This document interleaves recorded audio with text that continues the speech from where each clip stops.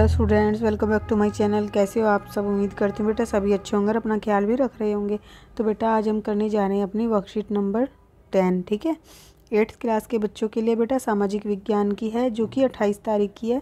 तो चलिए स्टार्ट करते हैं बेटा। इसमें आज हम जानेंगे भारतीय संविधान के मुख्य लक्षण 3। ठीक है, तो जिसमें आज हमारा टॉपिक रहेगा मौलिक अधिकार। मौलिक अधिकार क्या होते हैं?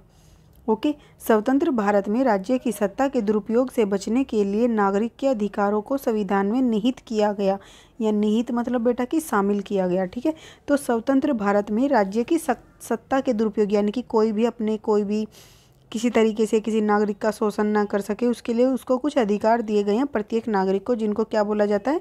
मौलिक अधिकार कहते हैं। संविधान राज्य और अन्य व्यक्तियों के समक्ष व्यक्तियों के अधिकारों की रक्षा करता है।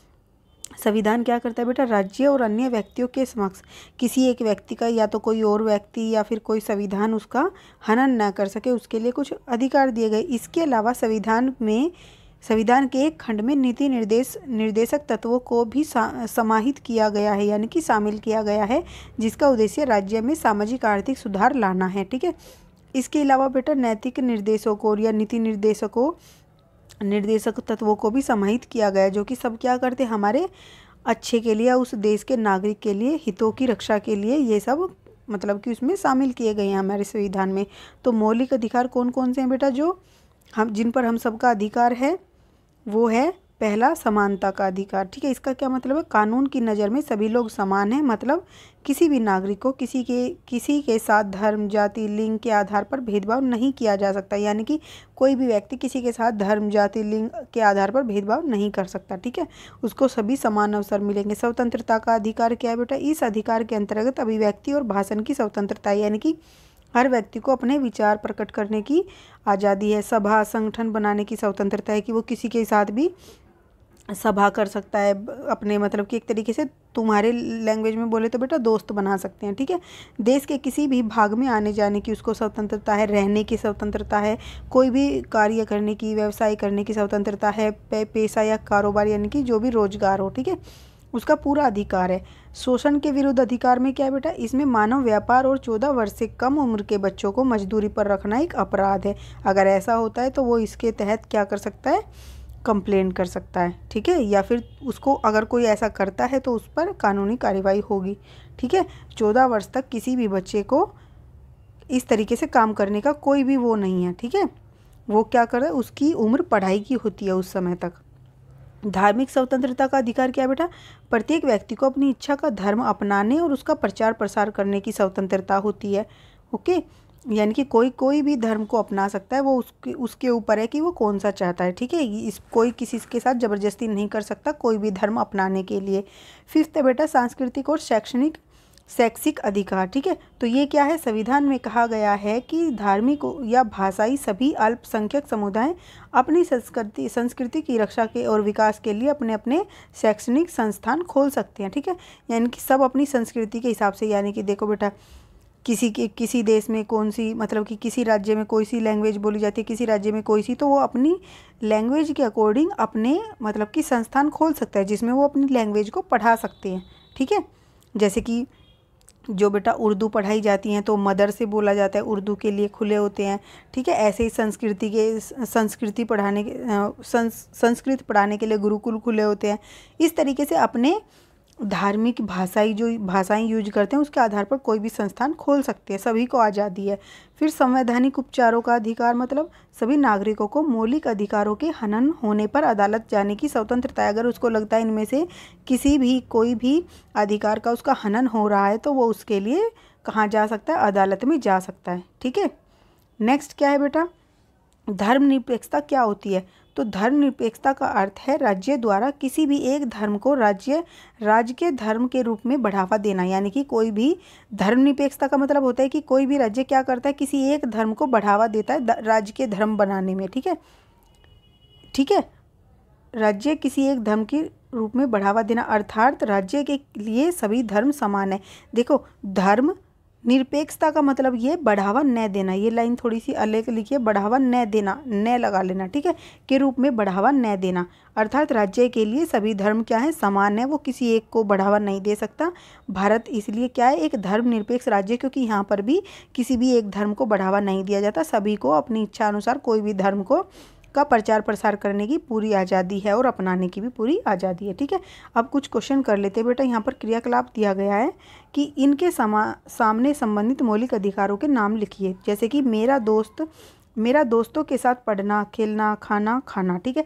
तो अपने दोस्तों के साथ किसी भी धर्म, जाति या किसी का भी हो सकता है बेटा दोस्त, तो ये कौन से के अंदर आ जाएगा, आपका कौन से अधिकार के अंदर आ जाएगा, समानता, ठीक है।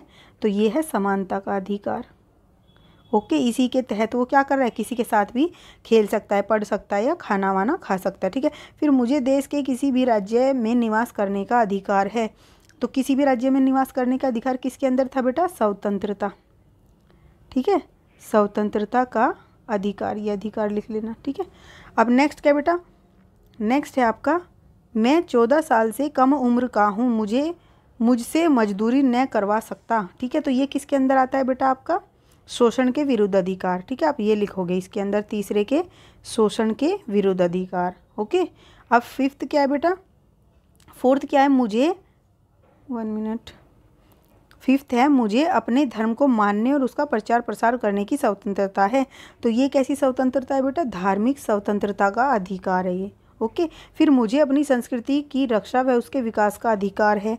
तो ये है सांस्कृतिक और शैक्षिक अधिकार, ठीक है, ये आ जाएगा इसमें। अब बेटा नीचे क्या दिया गया है कि मौलिक अधिकार किसे कहते हैं, हमने अभी पढ़ा था बेटा। तो लिखोगे कैसे इसको, मौलिक अधिकार क्या होते हैं, हमारे संविधान में प्रत्येक व्यक्ति के हितों की रक्षा व उनको किसी भी धर्म को अपनाने या किसी भी एक स्थान आएगा बेटा, ठीक है, यहाँ पर आएगा किसी भी एक स्थान, ठीक है, स्थान से दूसरे स्थान पर जाने या कोई भी कार्य करने की स्वतंत्रता प्रदान करने के लिए कुछ अधिकार दिए गए हैं, ठीक है, जिनको हम क्या बोलते हैं, मौलिक अधिकार, ठीक है। ऐसे लिख दोगे आप, यहाँ पर एक था की जगह एक स्थान से, ठीक है। अब नेक्स्ट क्या है बेटा, नेक्स्ट है हम भारत में नागरिकों को कौन कौन से मौलिक अधिकार प्राप्त हैं। तो बेटा देखो ये सारे मौलिक अधिकार आपके यहाँ पर लिखे हुए हैं, समानता का अधिकार, स्वतंत्रता का अधिकार, शोषण के विरुद्ध अधिकार, धार्मिक स्वतंत्रता का अधिकार, सांस्कृतिक व शैक्षिक अधिकार, ठीक है, और अधिकार, फिर संवैधानिक उपचारों का अधिकार। तो आपको ये 6 के 6 लिख देने हैं।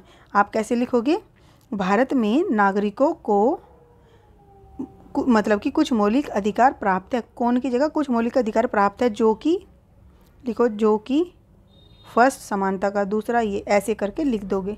अब नेक्स्ट क्या बेटा, हमारे देश में धर्मनिरपेक्ष क्यों कहलाता है, हमारा जो देश है वो धर्मनिरपेक्ष क्यों कहलाता है बेटा।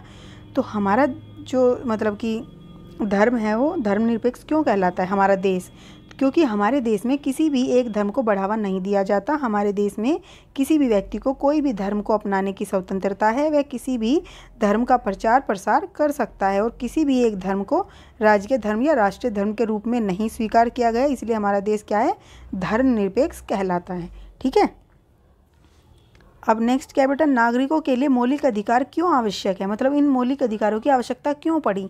तो बेटा देखो क्यों होती है इनकी आवश्यकता, क्योंकि हमारे संविधान में सभी नागरिकों को समान अधिकार और समान कार्य करने के अवसर व किसी भी धर्म को अपनी इच्छा अनुसार स्वीकार करने की पूर्ण स्वतंत्रता है, अथवा किसी भी नागरिक के स्वतंत्रता व उसके हितों का हनन न हो सके, ठीक है, उसका किसी भी प्रकार से धर्म, जाति, लिंग के आधार पर शोषण न हो सके, उसके लिए प्रत्येक नागरिकों को कुछ मौलिक अधिकार दिए गए हैं। और आप इसमें लाइन ऐड करना चाहो तो ये कर सकते हो कि ये जो मौलिक अधिकार होते हैं ये किसी भी व्यक्ति की स्वतंत्रता का और उसके हितों की रक्षा करते हैं, इसलिए इनकी आवश्यकता होती है, ठीक है, ये लाइन भी ऐड कर सकते हो आप।